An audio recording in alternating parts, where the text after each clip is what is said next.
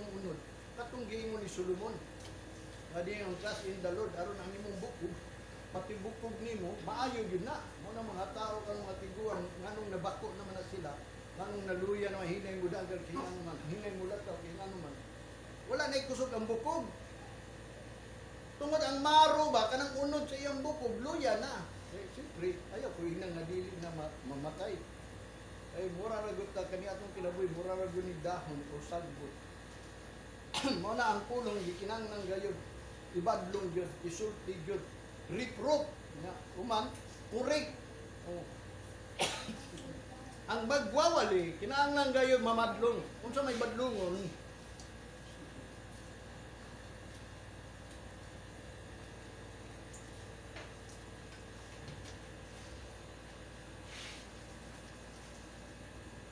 ang ibadlong katong naisulat sa scripture.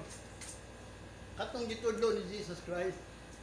Muna ang i-correct katong kung gisulat yun sa scripture, katong doktrina ni Kristo o i-instruct yun na sa ilaha. Kaya nga, mao na inspiration sa mga tao nga di inspired siya. Muna yung divine influence sa katao. Kanang mulihok yun ang tao yun. Action on a person. Believe. Muna kanang nituo o qualified o. Muna usa kabutang nga din.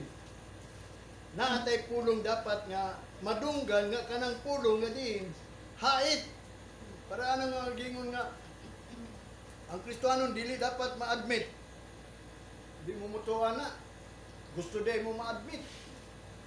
Kung sa day pagtuon ninyo sa Ginoo, kanang ambot nimo pasabot, patay, buhi, panunang, hisgutan lang, with their mouth and lips, ya dili na ito ibutan sa kasikasi.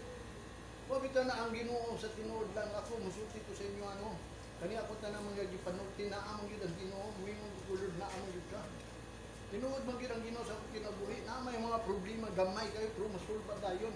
Mo nang makaingon ko tinuod ang pulong sa Ginoo. Pabita na akong prayer dugangi pag akong pagtuo salig nimo. Mo na ang usa ka tinuod nga witness. Nga din aron ang iyahang pagtuo ba, murag masakto ba, sound in the faith. Matod pa niya, rebuke them sharply that they may be sound in the faith. Aron ang iyahang pagtuo ba, tama ba? Kanang sound ba, maayo paminawon ang iyang pagtuo, not giving heed to the Jewish people. Ayaw mo paminaw ana mga tumutumo lang sa mga Hudiyo, kanang mga sugo sa mga tao, turn from the truth, pangbiya man sa kamaturan. Muna ako gingon ninyo ang kamaturan, ako gisulti ninyo. Kanang fables is a falsehood, gingon pa niya. Kanang bakat, a fairy tale, mga fabrication, untruth.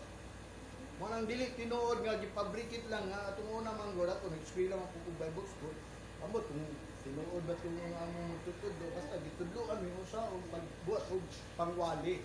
Karon na ang uban ako mga magwawali, makaingon nila, maglisod daw sila og wali.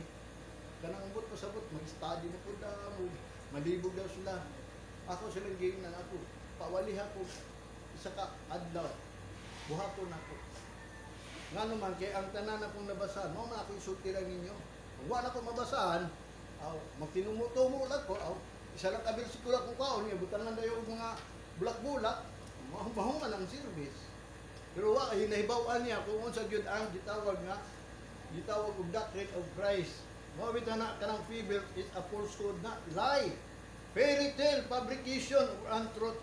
2 Timothy chapter 4 verse 3 and 4. Ingon ba ni Apostol Pablo kang Timoteo, for the time will come when they will not endure sound doctrine, but after their own lust,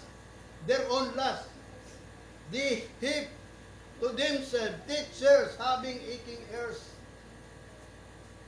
and they shall turn away their ears from the truth, and shall be turned into fables. Moabot ang time ha, moabot. Manang magbantay mo, basig moabot ni ninyo. The prophecy man gud ni, may sulat man ni sa Bible. When they will not endure the sound doctrine, nga dili sila magpadayon anang mga pagpaminaw sa mga doktrina ni Kristo. Kanang doctrine, kanang sound doctrine, kanang maayong nga doktrina gani. Walang di sila mo din kay mabadlong man, masultihan man. Because di sila gusto ang sound doctrine. Moabot yun na. Mo na kanang gingon diya sa nakaingon gani ko magtan-aw ko ini gi-record mo gyud ni na sa YouTube. Mo nagamay ra man ang tao. Kasabot na pa na kay nga naman. Ang tao di na siya kanang ubot pasabot, di na siya mangita sa Ginoo ba. Kundi ang pulong sa Ginoo ningon, mamiya na sila. Mao na niyang gingon. Not enjoy sound doctrine, but after their own lust, because kinamang sila ilang kagalingong kaibog. Di hip, kanang mangita sila sa ilang kaugalingon nga mga magtutudlo nga mukulikot sa ilang dalunggan nga katol. Kanang nakinahanglan sila pulong na sa Ginoo pero dili nang pamadlong, dili nang badlongon ang ilang kinabuhi nga dili ka para na mamadlong ko, ayaw nang paglaglag, ayaw nang pagsuri-suri, ayaw nang paghati-hapi. Kung ang inyong dalunggan mo nang giingon nakadungog ana nya di na mo ganahan ana, mo nang giingon mangita na lang mo mga teacher kanang dili mo badlo nga mo adto pamilito maglipay pamilito mangwarta pami mo na mga tao nga di mangita na sila teacher nga mo kuan sa ilang dalunggan lang ba kay katol mangguna kayo ning pulong anang sakit ba murag lain paminawon mo nang dili sila mo injure anang sound doctrine mo na magbantay giprapisi man na mo na akong gisultingit sa inyo ha. Maabot na yun ang panahon nga kanang mga sound doctrine of faith. Anong abot sa pagtuo sa Ginoo. Mga wala ra na tungod sa ilang kaugalingong kaibog. Nga matod pa niya sa verse 4, and they shall turn away their ears from the truth. Ilang kwaon ang ilahang dalunggan ngadto sa kamaturan and shall be turned into figures. Wato na sila sa mga tinumutumo nga mga pagwalilan kanang nagpaabot lang kag wala. Muna ako ayaw mo pagpaabot kag wala. Pagpaabot mo kanang gingon in the twinkling of an eye nga si Jesus Christ mo put into order na matod pa sa 1 Corinthians chapter 15 verse 23.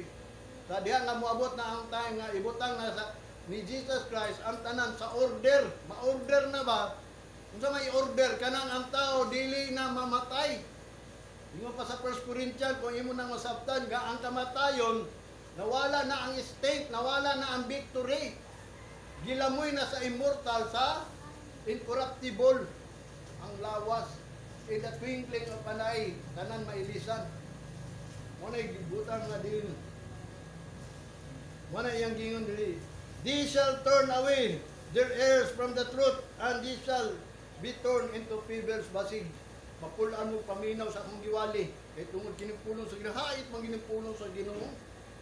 Sa tinuod na kung basahon nimo ang simbolo, ang sample sa pulong sa Ginoo, sama ni sa martilyo, sama sa kalayo. Kung sama ng martilyo, idugdog na mo, sakit man na. Nana dia, walang siguro na ko nasulti ninyo, pero nana, sige mo kung painundong ninyo, ana, tumula pa. Sama sa kalayo. Ano sama man sa kalayo? Mapasok ka ba? Ingit. Ang last gingon sa New Testament is like a two-edged sword. Was nga ikaw kadungog ini, sakit yun ni. Mudulot pa ni pati sa bukog. Unod sa mong bukog, mudulot daw, maabot nga dia. Nga di ka gusto ana, pero kung mutuo ka, gusto ka ana. Nga ang mga tao ining dili iya sa Ginoo, di gusto ini, kay hait kay ini. O na ang pulong sa Ginoo. Unya, mubiya na sila sa ilahang mga pagpaminaw. Muadto na lang na sila, ato ka dito, kanang di mamumba.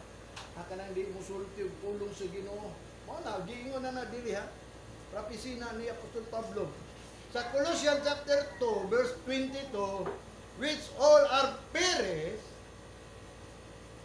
with the using after the commandments and the doctrine of man. Nga ang mga tao, mga taga, kung mugamit siya ng mga sugo sa tao, o panudlo sa tao, mga laglag na, kung hindi sila gitudluan, gisugo sila, mga commandments sa tao, mga panudlo sa tao. Sabi nun, sa tinudlo ka mo, di mo ka-discern, kung sa itudlo sa tao lang, lahi ang tudlo sa Ginoo.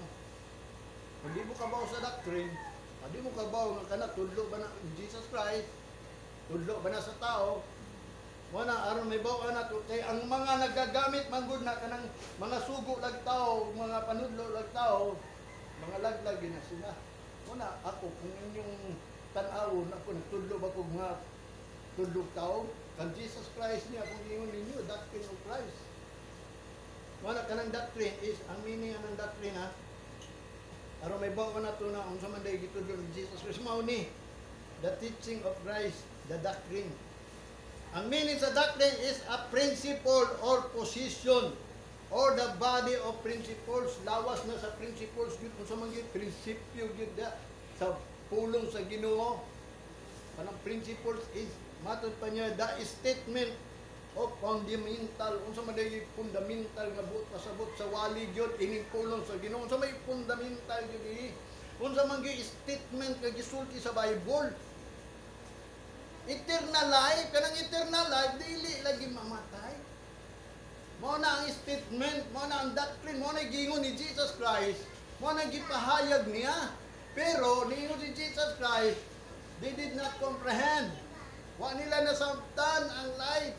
Nga ang light is light, ang pagpadayag ini. Wa man sila nakapadayag ini, walay doctrine. Nga naman, doctrine of men man ang gitudlo.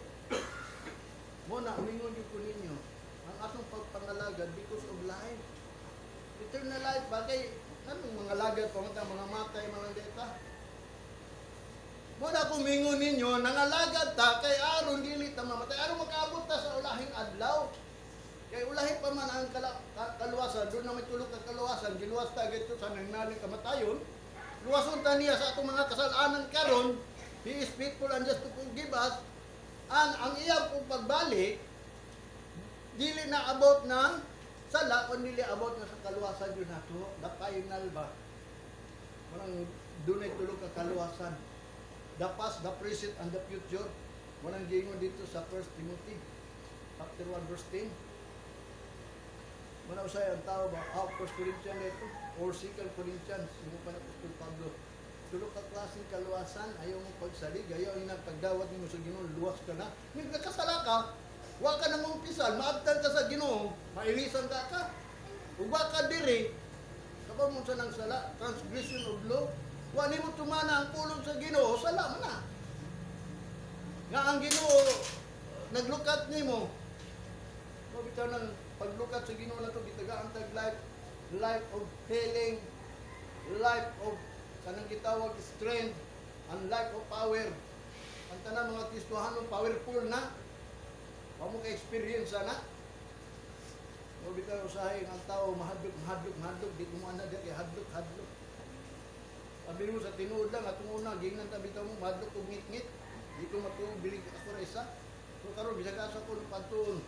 Kay makaingon yung ikaw kung kauban ng mahadlok ko kinsa man dili sila mga dautan. Atong una, pagkira po hadlok, ngit-ngit lang ha. Na ako'y fear of darkness atong una. Kung sa akong papangalagad sa Ginoo karon. Nawala na, kaya mo man ang tuyog sa Ginoo. Wow niya, hadlok na to sa grave, hadlok na to sa kaaway, hadlok na to sa kamatayon. Mo na yung gingon din eh, kanang doctrine. Kanang doctrine is the principle of position. Principle or position nimo ba sa imong pagkakristohanon unsa man gyud ang position ng pagkakristohanon kada position nimo nga life nga gihatag sa Ginoo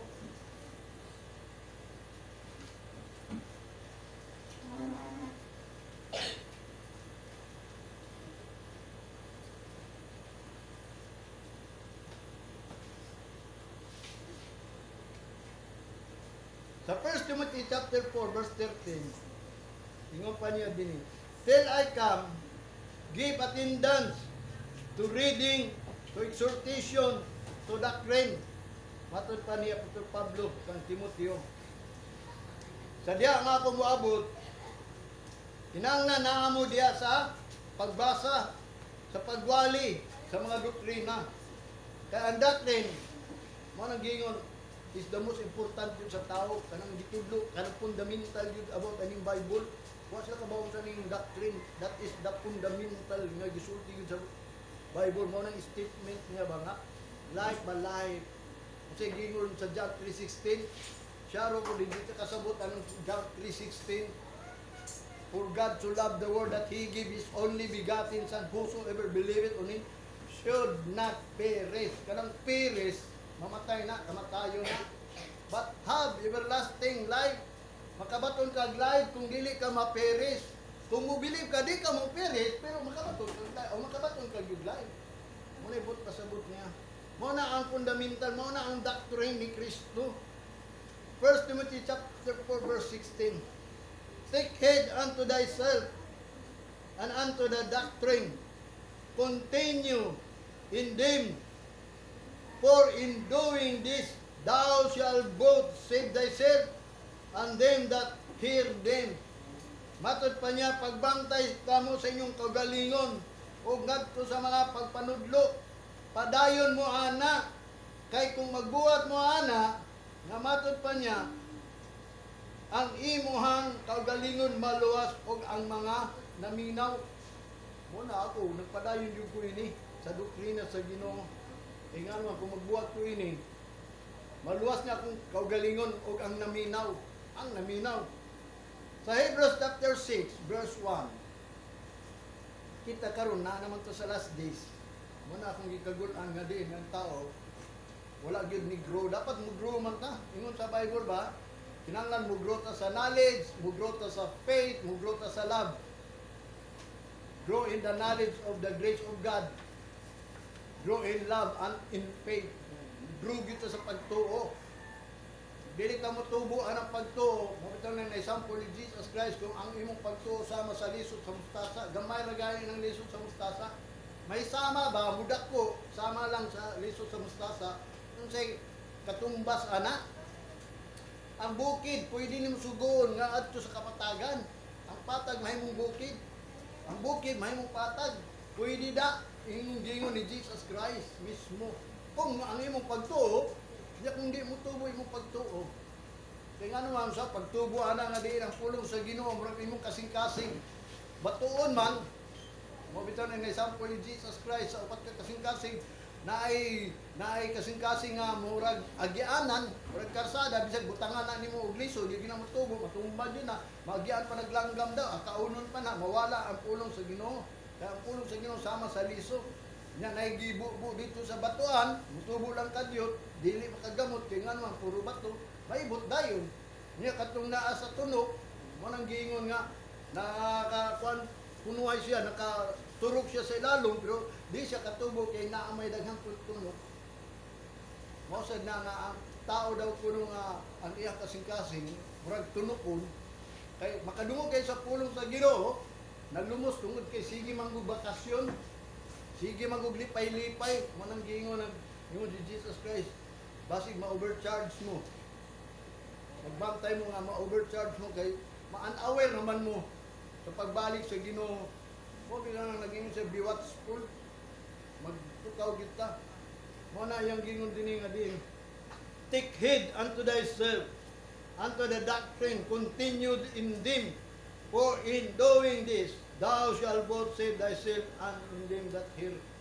Muna, magpadayon din ko. Aron ka mo makadungog. Maluwas ko mo. Hindi ko maluwas, because I'm blind, murag naguyod po kong tao nga blind pod. Ya kay di man ko blind, mauman ang gingon sa Ginoo. Mo nang gingon niya sa Hebrews chapter 6 verse 1 ha. Therefore, leaving the principle of the doctrine of Christ, let us go on into the perfection of the repentance from the dead works and of the faith toward God. Tanawa. Mga doctrine pa ni Kristo ha. Kung may mga tudlo ni Kristo ang fundamental. Una, namatod pa niya, repentance of the dead works. Pag-usad daw anong mga undangon na ako ng pagningon nga, ayaw na nagbuhata. Ano mga bisyo kana ayaw nagbuhata. Ang ato ang itudlo karon mga instruction na lang. Atong una, nag-review ko about aning ato ang mga gitawag o gibuhat sa panghalagad sa Ginoo manita simbahan dili ta takusa mo nang ang tao mga matay, mga sakit, mga luya. Kaya nga naman, wala man biyaya ang principle of the doctrine of Christ. Kanang sinugdanan ba sa pagwali ni Kristo, niya biyaya sama sa gitawag of the verse 2 of the doctrine of faith, of baptism, and of laying on hand, and of the resurrection of the dead, and of eternal judgment, and this will we do, if God permit. Pabiyaan na gani ng mga pagtudla, huwag ka ng repentan. Pag-repent lang Japon, huwag kadugar ninyo nag-hinolsol. Huwag pa mo nag-hinolsol at tunguna. Nga di na ko maghangin ninyo nga muani mo dili o mag-artal ko pa, mag-repent. Munang gingon, himuan na lang Ginoo pagpasalamat sa Ginoo sa iyang kaayo sa imuha. Kung ang Ginoo maayo, anhid dinhi. Munang ninyo si David, I will enter his gate with thanksgiving in my heart, and court with praise. Manang daigo na to niya kay tungod ang iyang pulong yun. Mao man ay nagtudlo nimo. Nag-guide nimo. Mo na iyang gingon dinhi.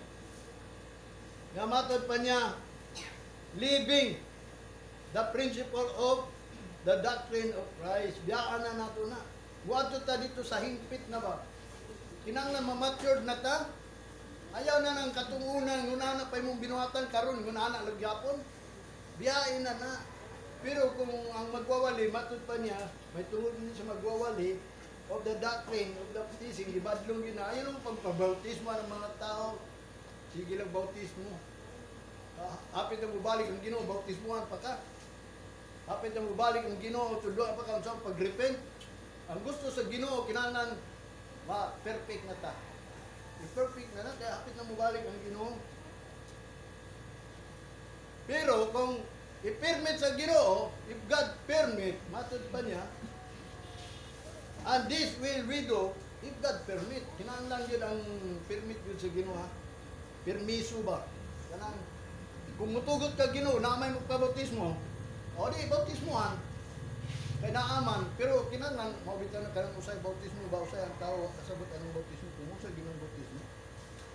Maubitan ng dili na tapag pataka o bautismo, karon kaya mga kasimbahan na rin nga, wala ing di after ang bautismo lang yun. Which is kanang gibautismohan. Mayroon ba nakasabot sila kung saan ang bautismohan. Mas delikado hinung kag bautismohan ka. Ang meaning sa bautismo gilubong man ito, gilubong. Nya ang meaning sa resurrection, new life man. Unya karon pag bautismo nimo, na new life ba ka? Bago na ba na imong kinabuhi? Magsige na ba kag simba? Sige ba kag pangalagad sa Ginoo? Mutuo na ba ka sa mga pulo sa Ginoo? Kay because of the new life. Kung dili, lubong lang yapon ka, lubong. Hangtod pa yun, basig. Di na yun ka mo bangon, kay lalo na kayong linugnan, ulod na yun. Huwag ito nang manita din eh, kaya ang Ginoo ra makahimot sa tanan. Ang Ginoo ra mo sanctify nimo. Ang Ginoo ra mohimo nimo sa tanan mga butang nga din. Kung ang Ginoo nag-ingon, mahimo kang balaan, mahimo kang righteous, mahimo kang kanang justified ka, mahimo kang worthy. Ani dinhi ang Ginoo may mohimo ana. Nya ang imo pag-ani din eh, because you are willing. Kay di man ta makahimo ana, wa man gyud mahimo ang Ginoo ra gyud mahimo. Una ang tanang butang nga nahimo di sa kalibutan tungod niya by him. By him all things will be by him. Imo pa niya sa John chapter 1 verse 4. Without him we can do nothing. Mo na iyang gingon din hinga kinahanglan mo hingpit na ta mahingpit ta babiyaan nato na kanang doctrine of baptism, laying on hand, and of the resurrection of the dead, and eternal judgment. And this will do, or will we do, if God permit. Mana kinahanglan yun ang permit sa Ginoo. Para na ron, hapit na ang holiday ron. Sana? Holy Week. Holy Week. Hapit ang Holy Week. Nanong gitawag nila Holy Week. Hantod karon Holy Week lang yapon siya. Kaya nga naman, daghan kayo magbautismo ron sa mga sapa. Daghan kayo nagsilibra ron sa resurrection of Jesus Christ. Daghan kayo, imbis biyaan na nato na. Manang yung ayaw na mo panambong. Kaya nga naman, hingpit naman ka. Hantod ka ron, wapare ka na hingpit. Mana ang tao, kung di mahingpit, wala. Ang Ginoo, nag-ingon ganito, akong gitudlo sa inyo, ani-ani sa araw paghingpit na to. Establish. Perfect, established, strengthened, and settled.